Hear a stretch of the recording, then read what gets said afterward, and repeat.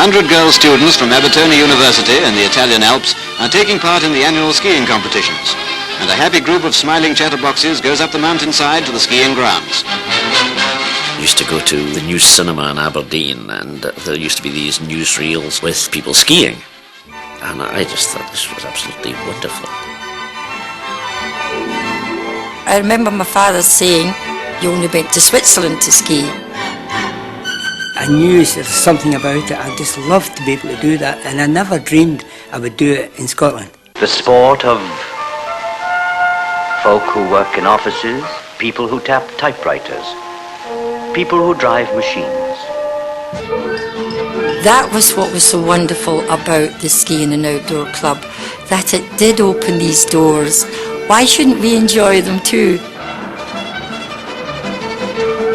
Saturday lunchtime, we would meet at Lansdowne Crescent. We walked and carried our skis over our shoulder. Little boys would look at you and wonder what you were doing, or maybe they would shout, "Hey, what are they, planks of wood?"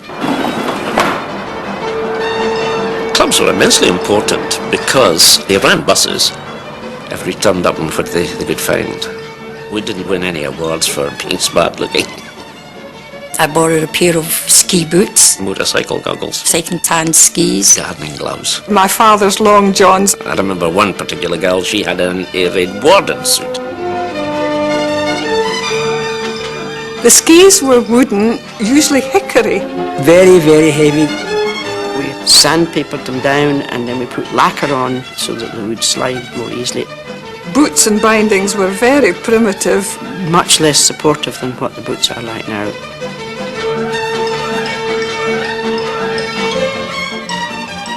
We must have been very, very fit in those days. Every inch of snow that we skied down, we had to walk up. When I started skiing, there were no toes at all. I can remember two girls in the Cairngorms. They climbed up every day and didn't ever ski because they were so tired by the time they got there they didn't have the energy to put their skis on. And all that uphill work behind. Oh, and give your body to the wind. Go with the singing skis. And you didn't get many runs. It would take you all day to get to the top and then turn and come back down again. We had no instructors. And it was a case of walking up to the top of the hill and trying to slide down. Usually just straight, you didn't know how to turn, and you fell in a heap at the bottom.